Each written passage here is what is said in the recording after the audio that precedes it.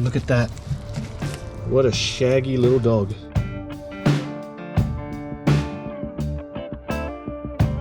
Hi, I'm Peter Birch and welcome to today's show.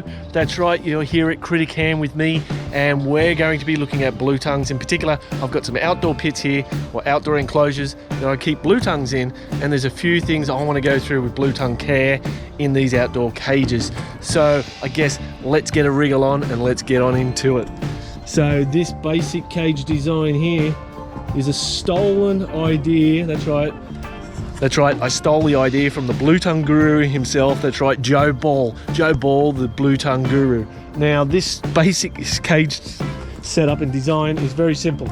We have an outdoor area right through here, but it's also sheltered. So half the outdoor area is sheltered, half of it's completely exposed.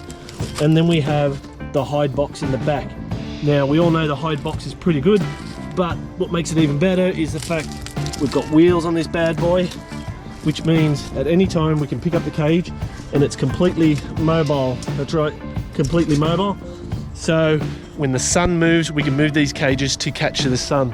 Now we've got plenty of hides inside the enclosure, which allows the blue tongues to go and hide wherever they want.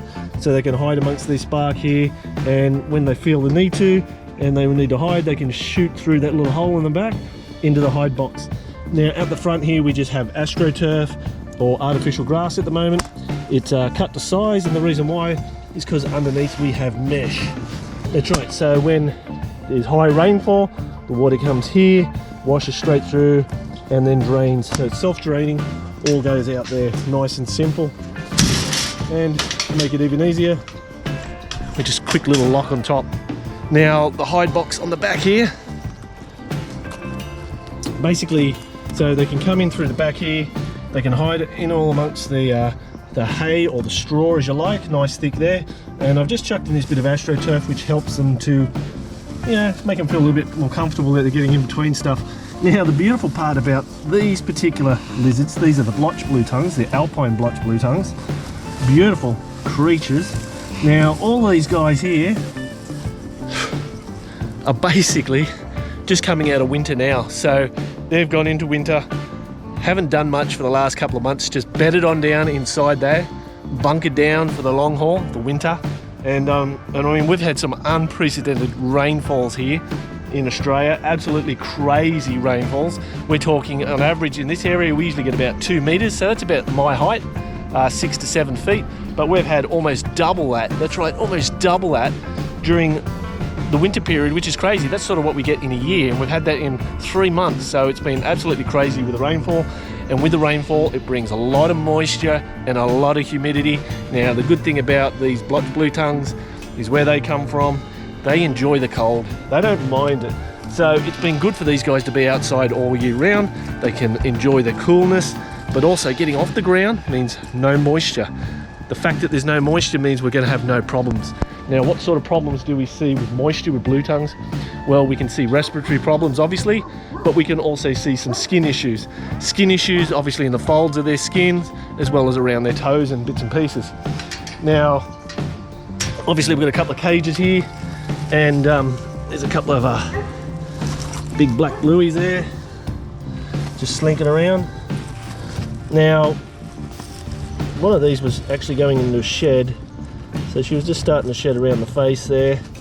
But these guys are pretty cool, and believe it or not, the black blue tongues seem to really dislike the moisture more than most. That's right, they dislike it more, which means they'll end up with all these bloody body blisters all down their bellies, and especially around their back legs, around those folds there, around the skin. It's pretty crazy stuff, so we need to really be on top of that. Now this time of the year it's sort of getting late winter here, so we're getting close to the warmer weather, which means we're going to be able to leave these guys outside soon all the year round. But at the moment these guys are still making their way back inside every night. Now we've got this is the new upgraded version. That's right, the new upgraded version of that current cage.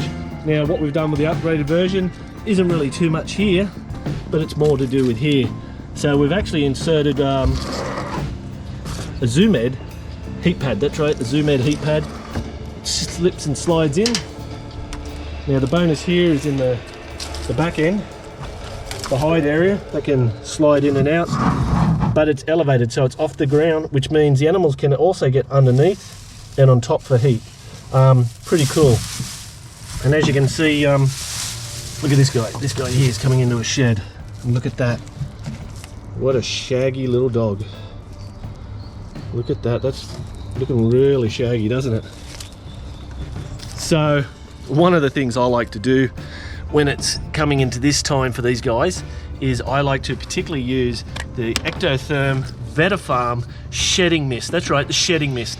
Now what's this going to do? Well, we can give it a good spray. It helps soften some of those bits of scales that aren't fully softened or fully haven't released, and this is the most important part, is around the legs here and around the toes. Look at all that skin, it sort of builds up real quick. So we just give it a quick spray with the good old shedding mist, and we just let that lizard sit there with the shedding mist on it for a few minutes. That's right, we'll leave him there for a few minutes just to let that mist sort of really absorb nice and deep into that thick keratinous material, the scales, that's right. And we'll help that animal, we'll leave that animal a little bit. So coming back around here, the heat pad slides in and out, obviously for cleaning, makes it nice and easy. If they poop up here, and we all know that lizards poop, especially blue tongues, and they can move all around. Nice deep material here, grass, straw, hay, whatever it can be. I mean, it doesn't have to be anything supersonic, just something where they can get deep and underneath. I mean, blue tongues are one of these animals that typically hide in rock crevices and leaves, and they like deep litter material. Basically, they really like deep litter. They can get in there, they can hide and do their little things and cruise around. Now there's a few other black blue tongues in here. Let's see if we can see where they're all hiding. They're probably all stacked up in one spot. Oh, yep, there's another one over there. He's gonna, yep. Yeah, look at that. So like I said, these particular guys at the moment are still coming out during the day, getting that nice sunlight, that big hit of sunlight wherever they can, and at night they're still going back inside. So here we are, here's our blue tongue. We're back here, and like I said, it's these parts here that really restrict and can restrict blood flow around the arms and toes and cause all sorts of damage. Now, the shedding mist actually gives us a little bit of a helping hand and sort of softens this. Like, look at this. It's almost like, I mean, typically blue tongues, 50 million thousand little tiny scales, but look at this. It's shedding in a nice long piece. It's almost like a snake shed, isn't it? Look at that. Now, it's important for us not to, I mean, I've seen a lot of people do it, try and rip the scales off because that's what we want to do, and I mean, that's what we're doing here, but we're not ripping them off. We're allowing these to slowly but gradually remove themselves. Look at that. And as you can see, the blue tongue's not in distress. He's just chilling out. And we're just slowly peeling away the shedded skin. Look at that. I mean, that must be a great relief right there. And like I say, the extra bit of attention, extra bit of attention we want to give to those feet, legs, especially toes. If you've ever had a tourniquet or something really constrictive, I mean, look at that. That's pretty good for a lizard skin, blue tongue skin. It's almost like a snake skin. It's pretty awesome. So if anyone's ever had tight clothing or tight shoes, and I mean, that's the stuff we really need to get off, all around those toes there, because what happens is it constricts the blood flow, so it restricts the blood flow. The limb loses all oxygenated blood, which is life. Oxygen is life, and it basically will kill the tissue. So it restricts blood flow, no more blood flow, it dies, then it can sort of just drop off. And typically, I mean, you'll find a lot of wild blue tongues missing legs, missing toes, missing tips of tails. I've even found some missing bottom jaws. I know it's pretty horrific, but they're actually built to last, the old blue tongue. They're a steady little unit. And look at that, we've got to get these pieces around the toes. See, that's pretty important there. It's all around the toes. Get that out of there like that. Oh, that must feel so great. Absolutely amazing. Now, it's obviously very therapeutic for the keeper, being me, to know that I'm doing something right and making sure the animals are in great condition. And you can just sit here and pick at this for hours. It will make you feel so much better about yourself and the world around you.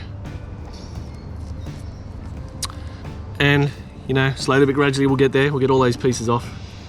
And this animal will be absolutely drop dead gorgeous, just like all the other black blue tongues.